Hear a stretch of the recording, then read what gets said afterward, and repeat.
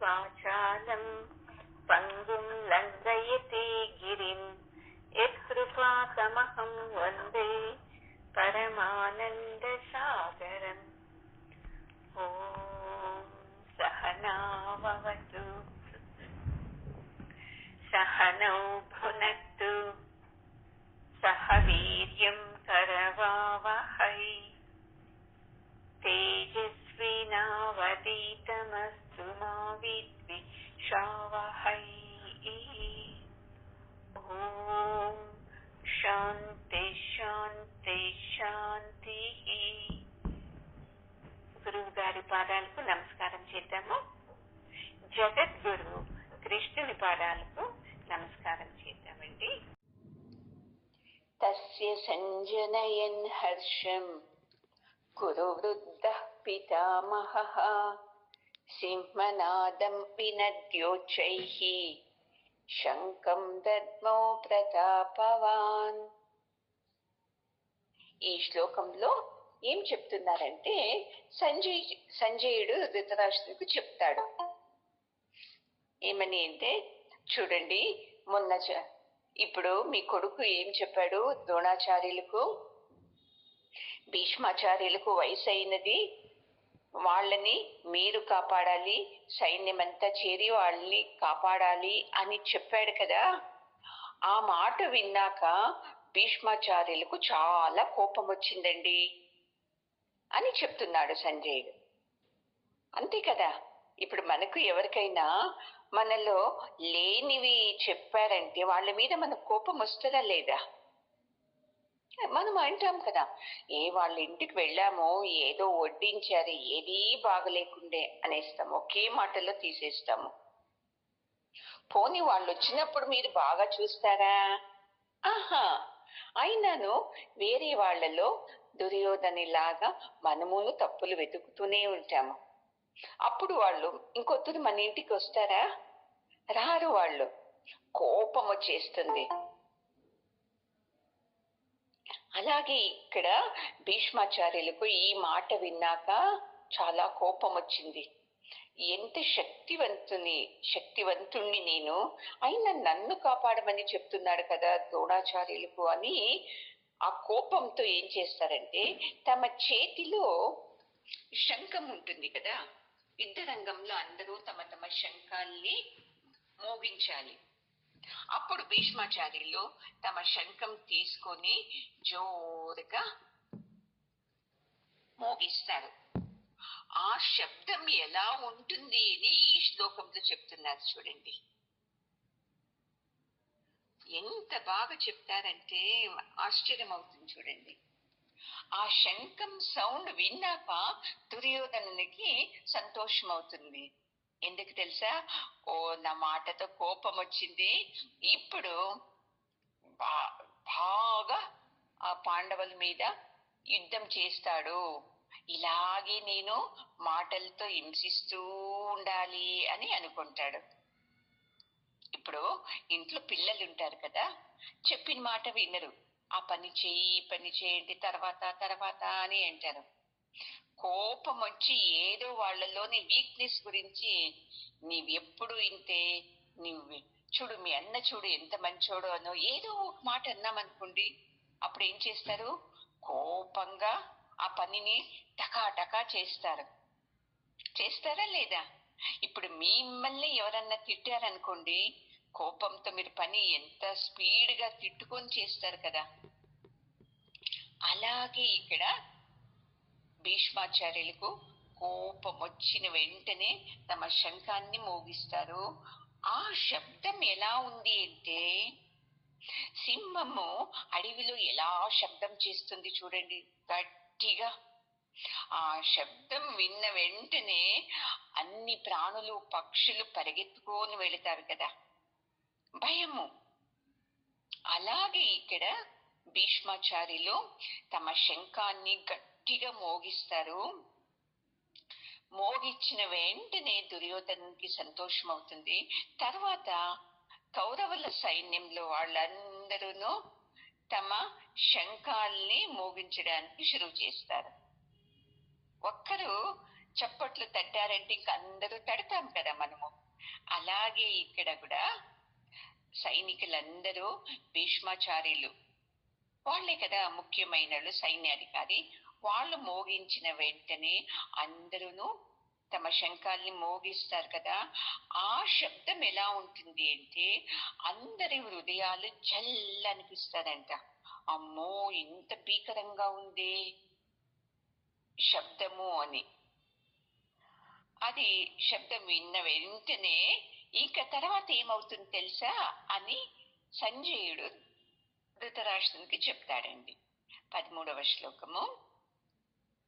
తత శంఖశ్చ భేర్యశ్చ పణవానక గోముఖాః సహసైవాభ్యహన్యంతః సశబ్దస్తు ములో భవతు. ఎప్పుడైతే భీష్మాచార్యులు ఆ సైనికులు మోగించిన వెంటనే ఇక్కడ ఉండే కౌరవులందరూ ప్రతి ఒక్కరూను సైన్యంలో ఉండే వాళ్ళందరూను తమ శంఖాల్ని మోగిస్తారు కదా. అప్పుడు చూడండి ఆ యుద్ధ రంగానికి అంత చైతన్యం వచ్చేస్తుందంట. ఎప్పుడు సైనికులు శంఖాల్ని మోగిస్తారో ఇక మిగతా సైనికులు, అది తెలుగులో ఏమంటారో తెలియదండి, తమటలు, పేరీలు, ఇది నగారీలు ఇవన్నీ ఉంటుంది కదా ఒక్కో సైనికులతో ఒక్కోటి. ఇవన్నీ ఒకే తోరి అన్ని మోగుతావండి చూడండి. 11 అక్షోహిణి సైన్యం అంతా తమ శంఖాల్ని కొంతమంది బేరిల్ని నగారిల్ని వాయిస్తారంట గట్టిగా. ఆ శబ్దము ఈడి భూమండలం అంతా ఆవరించుకుందేమో అనుకునేలాగా చేస్తారంట వాళ్ళు. ఇక్కడ ఇంకొక మాట చెప్తారు తెలుసా, ఏమంటే భీష్మాచార్యులకు దుర్యోధనుని స్వభావం తెలుసంట. ఇతను అసూయతో ద్వేషంతో ఇలా ఎలాగంటే అలాగా మాట్లాడుతున్నాడు అని మనకు తెలిస్తే మనం కోపగించుకుంటాం. అయితే చూడండి, భీష్ములకు వాని మీద కరుణ వచ్చిందంట. పాపము, వీనికి మతి స్థిమితం లేదు, అందుకే ఇలా ఎలాగంటే అలాగే మాట్లాడుతున్నాడు అని వాని మీద కరుణ వచ్చిందంట. చూడండి, ఇదే చూడండి జ్ఞానం అనేది. మనము ఎవరన్నా ఒక మాట అన్నారంటే దానికి విరుద్ధంగా ఎలాగో మాట్లాడేస్తాం. ఎందుకంటే మనకు మనసు స్థిమితం లేదు, నన్నన్నారే అని. అయితే జ్ఞాని కదా భీష్మాచార్యులు, వాళ్ళు అతని మీద చాలా కరుణ వచ్చి అతన్ని ప్రేమగా చూస్తారంట. ఇంకా ఎన్ని మాటలు అంటావో అని చెప్పి తమ శంఖాన్ని మోగించి అతన్ని చూస్తారంట దుర్యోధనని. ఇప్పుడన్నా తనకు నా శక్తి మీద నమ్మకం ఉందా లేదా అని తెలుసుకొనేని. ఎప్పుడైతే శంఖం మోగించారో అప్పుడు దుర్యోధనకు నమ్మకం వస్తుందంట. ఓహో, మా తాత లోపల శక్తి ఉంది, పర్లేదు యుద్ధం చేస్తాడు, నేనేదో యుద్ధం చేయడు, పాండవులకు సపోర్ట్ చేస్తారు అనుకుంటుని అని ఒక అర్థం వస్తుందండి. అందుకని శంఖం మోగించాడు అని. ఇంకొక అర్థం ఏం తెలుసా, ఎదుటి పక్షంలో ఎవరున్నారు? పరమాత్ముడు శ్రీకృష్ణుడు ఉన్నాడు. అందుకే శ్రీకృష్ణుడు ఉన్నాడు కదా, ఎప్పుడు శ్రీకృష్ణుడు ఉంటాడో దుర్యోధనుడు గెలవడానికి సాధ్యమే కాదు. అది సూచించే దానికి కూడాను గట్టిగా శంఖాన్ని మోగించాడు భీష్మాచార్యుడు అని ఇది కూడా చెప్తారు. చూడండి, మనకు తెలిసిపోతుంది కదా మన జతలో ఇద్దరున్నారంటే ఎవరి యోగ్యత ఎలాగాని. అలాగే భీష్మాచార్యులకు తెలిసింది, ఎదుటి పక్షంలో పరమాత్ముడు ఉన్నాడు, పరమాత్ముని ముందు మేము జయించేకి సాధ్యమా, దుర్యోధనుడు జయించేకి సాధ్యం కాదు అని గట్టిగా మోగించాడు. ఇది కూడా అర్థం చేసుకోవాలండి. ఇలా అందరూ తమ తమ శంఖాల్ని మ్రోగించడం తమ కర్తవ్యం లాగా అనుకొని యుద్ధరంగంలో అందరూ చాలా ఉత్సాహంగా ఉంటారంట చూడండి. తమకు అయ్యో ఈ రోజంతా యుద్ధం చేయాలనే ఆల అలసట అవుతుంది కదా అనేది ఏమి వాళ్ళకి రాలేదంట. అంత ఉత్సాహంగా ఉంటారంట. ఇప్పుడు చూడండి, మనకు పనులుంటాయి ఇంట్లో. పండగ వచ్చినప్పుడు ఎలా చేస్తాం పనులు? ఎంత ఉత్సాహంగా మధ్యాహ్నం 2, 3 అవుతుంది పూజ అయ్యేటప్పటికి, అయినా చేస్తామా లేదా? అలాగే కౌరవుని పక్క సైనికులందరూ చాలా ఉత్సాహంగా ఉంటూ తమ తమ తమ దగ్గర ఉండే ఆయుధాలతో శబ్దం చేశారు ధృతరాష్ట్ర అని చెప్తున్నాడండి. ఇప్పుడు 13వ శ్లోకం. తతః శంఖశ్చ భేర్యశ్చ అది ಹೇಳಿದ್ದೀನದು అయింది. 14వ శ్లోకము. తతః శ్వేతైర్హయైర్యుక్తే మహతి స్యందనే స్థితౌ మాధవః పాండవశ్చైవ దివ్యౌ శంఖౌ ప్రదస్మతుః. అంటే ఇప్పుడు ఏం చేస్తున్నారంటే, పాండవుల పక్క సైన్యము ఎలాగుంది, అర్జునుని రథం ఎలాగుంది అని ఆ రథంలో కూర్చున్న సారథి కృష్ణుని గురించి వర్ణన చేస్తున్నారండి. సంజయుడు ధృతరాష్ట్రునికి అంత వర్ణిస్తున్నాడు. చూడు రాజా, ఇప్పుడు నేను అర్జునుని రథం గురించి చెప్తాను. వాళ్ళ రథం ఎలా ఉంది తెలుసా? చాలా పెద్ద రథం అంటే చూడండి. ఆ రథాన్ని అశ్విని పుత్రులు చేశారంట. ఎలా చేశారంటే అగ్నితో చేస్తారంట. ఆ రథానికి ఎవరైతే ఎదుటి పక్షం వాళ్ళు తమ బాణాలు వదిలినా అది అర్జునునికి తగలదంటే చూడండి. అది అలాగే కాలిపోతుందంట.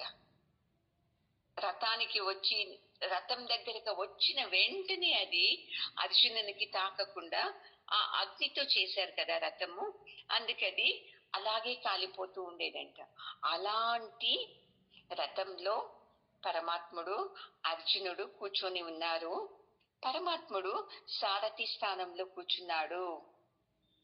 ధృతరాష్ట్ర అని చెప్తే ఏమనిపిస్తుంది? అసూయ వస్తుంది కదా వేరే వాళ్ళ గురించి చెప్పినప్పుడు మనకు. అలాగే ధృతరాష్ట్రుడు చెప్పు ఇంకేమి. మనము అలా కదా, వ్యతిరేకంగా చెప్పేటప్పుడు మనమును అహంకారంతో మాట్లాడతాం కదా. అలా అడిగినప్పుడు సంజయుడు చెప్తాడు, ఆ రథం ఎలా ఉంది తెలుసా మహారాజా? అది మామూలు రోడ్లలో వెళ్ళడానికి కాదు, అంత చాలా పెద్ద రథం. అది అంత భారం ఉంటుంది ఆ రథం. మళ్ళీ ఆ రథానికి ఏం తెలుసా, విజయ పతాక ఉంటది కదండి, దాంట్లో హనుమంతుడున్నాడు. మళ్ళీ సారథిగా మాధవుడున్నాడు మహారాజా అని చెప్తాడు. మాధవ అని ఎందుకంటారంటే, కృష్ణ పరమాత్మనికి మధు అనే రాక్షసుని తను సంహారం చేసింటాడు, అందుకని మాధవ అనే పేరు వచ్చింటుంది. అలాంటి మాధవుడు ఏం చేస్తున్నాడు తెలుసా మహారాజా? పాండవులందరినీ కాపాడుతూ ఉన్నాడు అని చెప్తాడు. అక్కడ ధృతరాష్ట్రునికి కోపం వచ్చేస్తుంది. కృష్ణుడు పాండవులందరినీ కాపాడుతున్నాడు అని సంజయుడు చెప్పాడు కదా, ఆ మాట విన్న వెంటనే చూడు, నా పిల్లలే అనాథులు, నా పిల్లలకి ఎవరూ రక్షణ లేదు అని ఏదేదో తను గొణుగుతాడు. ఇప్పుడు అంతే అండి, మనము భగవంతునికి శరణాగతి కావాలి. అయితే మనం ఎవరికి శరణాగతి అవుతాము? నా భర్త, నా భార్య, నా పెద్ద కొడుకు, చిన్న కొడుకు, నా పెద్ద కూతురు, ఇలా నా కోడలు ఎవరు బాగా చూసుకుంటారో వాళ్ళకి శరణాగతి అవుతాం. అలాగని ఇంట్లో వాళ్ళకి శరణాగతి కాకూడదా అని కాదండి, కావాలి. అయితే ఎక్కువ ఉండాల్సింది మీ మనసు పరమాత్మను వైపు ఉండాలి. బాగా తెలుసుకోండి, పరమాత్మని ఎవరు ఎక్కువ ఆరాధిస్తూ పరమాత్మనికి శరణాగతి అవుతారో ఇక మీ యోగక్షేమాలన్నీ తనే చూసుకుంటాడండి. మీ భర్త మనసులోకి మంచి భావన ఇచ్చి మిమ్మల్ని బాగా చూసుకునేలాగా చేస్తాడు. మీ బిడ్డల మనసుకు ఏదో కలిగించి మంచిగా చూసేట్లా చేస్తాడు. ఇవన్నీ జరుగుతుంది. అయితే మనము పరమాత్మని వదిలేస్తాము, పిల్లల మీదే వ్యామోహం పెట్టుకుంటాము. ఎప్పుడైతే పిల్లలు ఎప్పుడు ఆనందంగానే ఉంటారో తిడతారనుకోండి, అప్పుడు ఏమంటాము, నేను పిల్లల మీద వ్యామోహమే పెట్టుకోనప్ప ఇక మీదట అని ఏదో ఆవేశంగా చెప్పేస్తాము.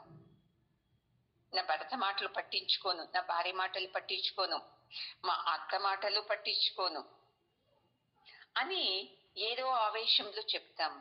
అయితే పాండవులు అలా కాదు. పోని పాండవుల్లో ఒకరా అంటే కాదు, అందరూ అంతే. పంచపాండవులు, ద్రౌపది, సుభద్ర, ఉత్తర, ప్రతి ఒక్కరూ అంతే. పరమాత్ముని అంత భక్తితో కొలుస్తారు, అంత శరణాగతి అయ్యారు. అందుకని పరమాత్ముడు ఏం చేస్తున్నాడు, వాళ్ళ అందరి మనసుల్లోనూ ప్రేమను కలిగించి అందరూ ఆనందంగా ఉండేలాగా చేస్తున్నాడు. అందుకే చూడండి, పాండవులకు ఎంత ఎప్పుడైతే శరణాగతి అవుతామో అప్పుడే కదా మన యోగక్షేమం తెలుసుకునేది పరమాత్ముడు. దుర్యోధనలాగా మనము ఇంట్లో అమ్మ నాన్నని దుఃఖిస్తూ అబద్ధాలు చెప్తూ జీవిస్తూ ఉన్నామంటే ఆ కర్మ వాళ్ళకి తట్టేది. ఈ మాట అన్న వెంటనే ధృతరాష్ట్రునికి కోపం వచ్చేస్తుంది. నా బిడ్డలంతా ఇలా అంటున్నాడే సంజయుడు అని. ఎందుకంటే పాండవుల్ని పొగుడుతున్నాడు అంటే నా బిడ్డలు అలా లేదు అనే కదా. ఇలాగే కదా మన బుద్ధి ఉండేది.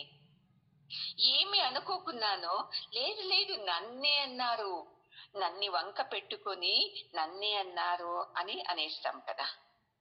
అందుకే చెప్పేది, మనలో కౌరవుల బుద్ధులే ఎక్కువ ఉంది, దుర్యోధనుని బుద్ధే మన స్వభావము. పాండవుల స్వభావం మనకు రావాలి అంటే ఎన్నో జన్మలు మనం ఎత్తాలి. ఇలాంటి సత్సంగము ఎంతో వినాలి.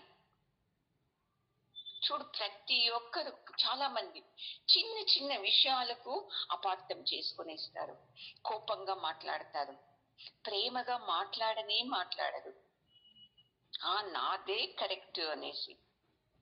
ఎప్పుడైతే మనలో ఈ అహంకారం కోపం వదిలామో అప్పుడే మనం ఆనందంగా ఉండేది. చూడండి, లేదు అంటే ఆనందం సాధ్యమే లేదు. మీ ఇంట్లో అన్నం ఉండొచ్చు, ఇల్లు ఉండొచ్చు, బట్టలు ఉండొచ్చు, గోల్డ్ ఉండొచ్చు, అన్నీ ఉంది. అయితే మీకు మనస్సమాధానం లేదనుకోండి, ఇవన్నీ ఉన్నాను, మీరు చాలా దరిద్రవంతులు, బీదవంతులు కాదు, ఇంకా దరిద్రవంతులేని అర్థం చేసుకోండి. అందుకే అందరిపైన ప్రేమ చూపించండి, అందరినీ దగ్గర తీసుకోండి, ఆనందంగా ఉండండి. మనము ఎవరిని ప్రేమించమో అందుకే మనం ఆనందంగా ఉండము. అందుకే ఎవరు ఒక మాట అను వెంటనే కోపం వచ్చేస్తుంది. ఆ కోపంతో ఎలా మాట్లాడతాము? దుర్యోధనుడు ఎలా మాట్లాడుతున్నాడో అలాగే మాట్లాడతాం. మరి అతనుకు మనకు ఏం వ్యత్యాసం అండి? అతను ఆత్మవిద్య వినలేదు, గురువు శిక్షణలో లేడు, తల్లి తండ్రుల పెంపకంలోనూ సరిగ్గా పెరగలేడు. మనకు అన్నీ ఉంది కదండి. అతి ముఖ్యంగా ఈ గురువు జ్ఞానం ఉంది కదా. ఈ జ్ఞానం వింటూను మనం ఇంకా ద్వేషాలు, కోపాలు, అసూయలు పెట్టుకుంటే మనం గెలుస్తామా? సాధ్యమే లేదండి. అందుకే పాండవులకు తమ పక్క పరమాత్ముడున్నాడు. ఇదొక్కటే నమ్మకం చూడండి. 7 అక్షోహిణి సైన్యం ఉంది, పర్లేదు మాకేం భయం లేదు.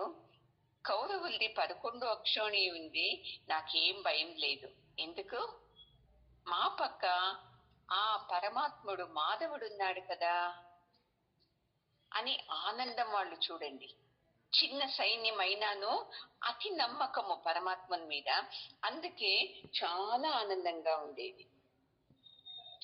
ఇక మీదటన్నా నా బిడ్డలు ఎంత ముఖ్యమో, నా భర్త ఎంత ముఖ్యమో, నా భార్య ఎంత ముఖ్యమో, అంతే ముఖ్యం నాకు పరమాత్ముడు అని రావాలి చూడండి. ఇంకా ఎక్కువే అని రావాలి నిజం చెప్పాలంటే. అప్పుడు చూసుకోండి మీ జీవితము ఎలా నడుస్తుంది అని. ఇప్పుడు మీలో శక్తిని, మీలో ఆరోగ్యాన్ని, ఇప్పుడు సద్యానికి ఏదో మీతో ఉండే ఐశ్వర్యాన్ని, ఇవి చూస్తే మీరు జీవిస్తున్నారు అహంకారంతో. మాకేం తక్కువ, ఇవన్నీ ఉంది, ఇవే మమ్మల్ని కాపాడుతుంది అని. భజగోవిందంలో విన్నారు కదా, ఏ క్షణంలో వీళ్ళందరూ దూరం కావచ్చు, ఏ క్షణంలో అనారోగ్యం రావచ్చు, ఏ క్షణంలో డబ్బు పోవచ్చు, ఏ క్షణంలో నా బిడ్డలు భార్య అనటమే వాళ్ళే వెళ్ళిపోవచ్చు పరమాత్మ దగ్గరకు. అందుకే ఇవన్నీ ఉండని, ఇవన్నీ లేకుండాని పరమాత్ముడు మాత్రం సదా నా జతలో, మా జతలో కాదు, నా జతలో ఉన్నాడు అని తెలుసుకోవాలి చూడండి. మన పుణ్యం ఉండే వరకు ఇవన్నీ జరుగుతుంది చూడండి కదమ్మా. ఇంట్లో బాగుంటారు, దంపతులు బాగుంటారు, బిడ్డలు బాగుంటారు, ఆరోగ్యం బాగుంటుంది, అన్ని అనుకూలాలు ఉంటాయి. ఎప్పుడు మన పుణ్యం తీరింది అనుకోండి, అన్ని వెళ్ళిపోతుంది.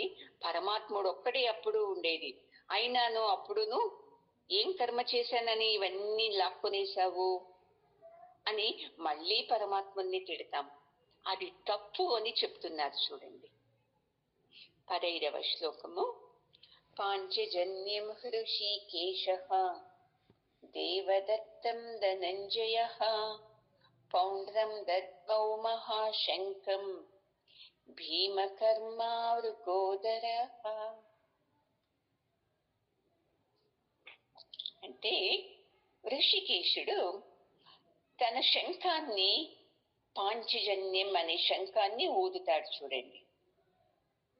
అర్జునుడు దేవదత్తం అనే శంఖాన్ని మోగిస్తాడు. భీముడు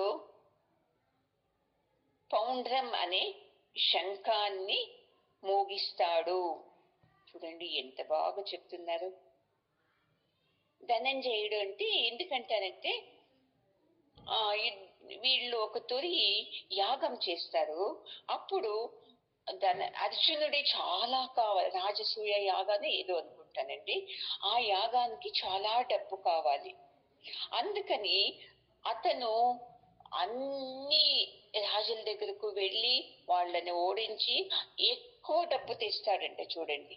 అందుకే ధనంజయ అంటే సంపత్తుని గెలిచినవాడు అని. ఋషికేశ అని కృష్ణుని అంటారు. అంటే భక్తుల, మన ఎవరు పరమాత్మని నమ్మాడో వాళ్ళ ఇంద్రియాల్ని నియంత్రించేవాడు ఋషికేశుడు. చూడండి, పరమాత్మని నమ్మిన వాళ్ళు ద్వేషంగా, అసూయగా, కోపంగా మాట్లాడరు.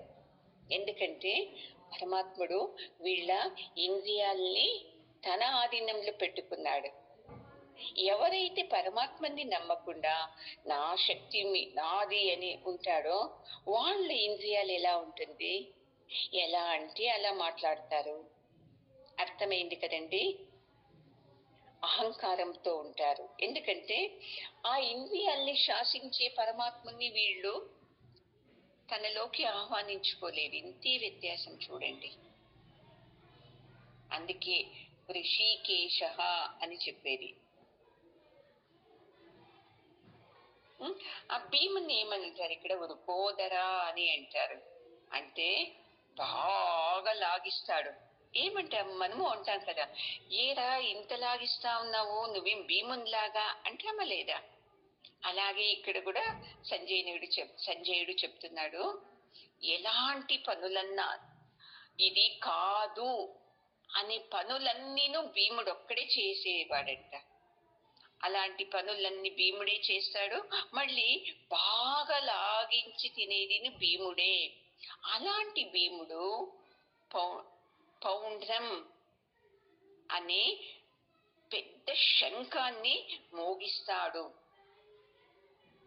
చూడప్పా మహారాజా, పాండవులు తట్టు ఇంతమంది తమ శంఖాల్ని మోగించారు అని చెప్పినప్పుడు ధృతరాష్ట్రుడు యోచిస్తూ ఉన్నాడు. ఏం వాళ్ళ పక్క ఇంతింత శంఖాలు మోగిస్తున్నారే, మన పక్క ఏంది ఇలాగా అని. ఇలాగే కదా మనకు ఎదుటి వాళ్ళది కెపాసిటీ చూస్తాం కదా, వాళ్ళు ఎక్కువనా మనం ఎక్కువనా అని. అలాగే ధృతరాష్ట్రుడు కూడా యోచిస్తున్నాడు, ఇది నా పిల్లలది ఎక్కువ ఉందా శంఖ సౌండ్, సంజయుడు చెప్తున్నాడు, పాండవులు ఒక్కొక్క శంఖం పేరు కూడా చెప్తున్నాడు కదా, వాళ్ళది ఎక్కువ ఉందా అని అతను యోచిస్తూ ఉన్నాడండి. ఇది బాగా తెలుసుకోవాలండి. ఎవరెవరైతే ఎంతెంత శరణాగతి అవుతారో అప్పుడు పరమాత్ముడే వాళ్ళని శుద్ధి చేస్తూ ఉంటాడంట. ఈ కురుక్షేత్రం అనే రణభూమిలో భగవంతుడు నేరంగా అర్జునుని ఇంద్రియాలన్నీ నియంత్రిస్తున్నాడు చూడండి. ఎందుకంటే ఏడుస్తున్నాడు కదా, ఇదేంటి నువ్వు నాతో యుద్ధం చేపిస్తున్నావే, మా గురువు గారిని ఎలా చంపాలి, మా తాతని ఎలా చంపాలి, ఇవన్నీ చెప్తున్నాడు కదా. ఎందుకంటే ఇంద్రియ నిగ్రహం లేక భయంతో యుద్ధం రంగంలోకి వచ్చిన వెంటనే తన బుద్ధినే మర్చిపోయేశాడు, భ్రమకు లోనయ్యాడు, ఏదేదో వాగుతున్నాడు. అందుకే పరమాత్ముడు అతని ఇంద్రియాలన్నీ నేరంగా సరిచేస్తున్నాడు, నియంత్రిస్తున్నాడు. తెలుస్తుంది మీకే ముందు ముందు పోతా పోతా ఎంత శరణాగతితో భగవంతుని మాటలన్నీ వింటాడు, విని యుద్ధం చేస్తాడు.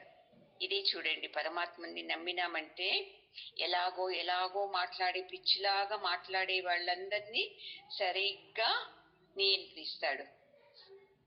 అందుకే ఒక తూరి ఏం చేస్తాడంటే, కృష్ణుడు మధు అనే రాక్షసుని చంపేస్తాడు కదా, అప్పుడు అతనికి మధుసూదన అని పేరు పెడతారు. మళ్ళీ ఏం చేస్తాడు అతను, అప్పుడు ఇంకో తూరి గోవుల్ని బాగా సంరక్షిస్తాడు. చూడండి, ఎవరైతే గోవుల్ని బాగా సంరక్షించి గోమాతకు ఏదో పెట్టి నమస్కారం చేస్తే అది కృష్ణునికి పెట్టినట్టే అండి. చూడండి, అతను అలాగే గోవుల్ని బాగా చూసుకునేవాడు, ఆనందంగా ఉండేవాడు. అలాగే ఇంద్రియాలకును సంతోషం కలిగిస్తాడు. అందుకే అతన్ని గోవింద అనేది. అలాగే వసుదేవుడు కొడుకు అయినందున అతనికి వాసుదేవ అని పిలుస్తారు. మళ్ళీ దేవకిని తల్లిగా స్వీకరిస్తాడు కదా, అందుకే దేవకీ నందన అంటారు. మళ్ళీ యశోదాదేవికి బృందావనంలో తన బాలలీలలన్నీ చూపిస్తాడు కదా, అందుకే యశోదానందన అంటారు. చూడండి ఎన్ని పేర్లు చూడండి.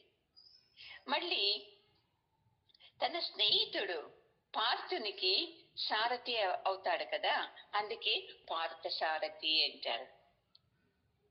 ఇప్పుడు ఈ రణరంగంలో అర్జునునికి ఏదేదో జ్ఞాన మార్గదర్శనం చేస్తున్నాడు కదా, చేస్తూ అతని ఇంద్రియాలు సక్రమంగా పనిచేసేలాగా చేస్తున్నాడు కదా, అందుకే ఋషికేశ అంటారు. చూడండి ఎన్ని పేర్లుంది పరమాత్మనికి. మనకెందుందండి నిజమైన పేరు ఒకటి. ఆమె చాలా అహంకారి, ఆమె ఎలాగంటే అలాగే మాట్లాడుతుంది. ఆమె సరిగ్గా పనిచేయదు, ఆమెకు పెద్దలంటే గౌరవమే లేదు, ఆమెకు ప్రేమంటే తెలీదు. ఇన్ని పేర్లు మనకు. అది పరమాత్మనికి చూడండి. అందుకే మన ప్రారంభంతో ఏదేదో ఈ గుణాలన్నీ తెచ్చుకున్నాము. ఈ భగవద్గీత వింటూ వింటూ ఏం చేయాలి? ఆ గుణాలన్నీ దైవీ గుణాలుగా మార్చుకోవాలి. ఎలా రావాలి? అయ్యో, ఈమె దేవతండి, ఈమె ఎంత బాగా మాట్లాడుతుంది, ఎంత ప్రేమగా ఉంటారు, ఎవరు వెళ్ళినా సహాయం చేస్తుంది, అహంకారమే తనకు లేదు, అందరినీ బాగా మాట్లాడతారు, అందరికీ సాయం చేస్తారు. ఇలా దారిలోకి రావాలండి మనం. ఈ భగవద్గీత ఇలానే రాక్షసి గుణాలన్నీ దైవీ గుణాలుగా మార్చుతుంది. లేదు, విన్నాను, ఏదో బలవంతంగా విన్నాను సత్సంగము, ఇంకా రాలేకుంటే అడుగుతుంది కదా, ఎందుకు రాలేదు అని. నేనేం అడగనండి, అది మీ ఇష్టము సత్సంగానికి రావడము పోవడము. ఇలా రాకుండా ఏదో ఈ జన్మలో నాకు ఇది దొరికింది, ఈ ఆధ్యాత్మ విద్య, పరమాత్ముని విద్య, నేను ఏది వదిలినా ఈ సత్సంగాన్ని వదలను, నన్ను ముక్తి వైపు నడిపించి ఈ సత్సంగాన్ని, గురువు గారిని గట్టిగా పట్టుకున్నాను అనుకోండి, మనము ఖచ్చితంగా రాక్షసి మార్గం నుండి ఈ దైవీ మార్గంలోకి రావచ్చు. చూడండి, ఇక్కడ ఎలాగ పరమాత్మనికి ఎన్ని పేర్లు చెప్పారో అలాంటి పేర్లన్నీ మనకు సాధ్యమండి.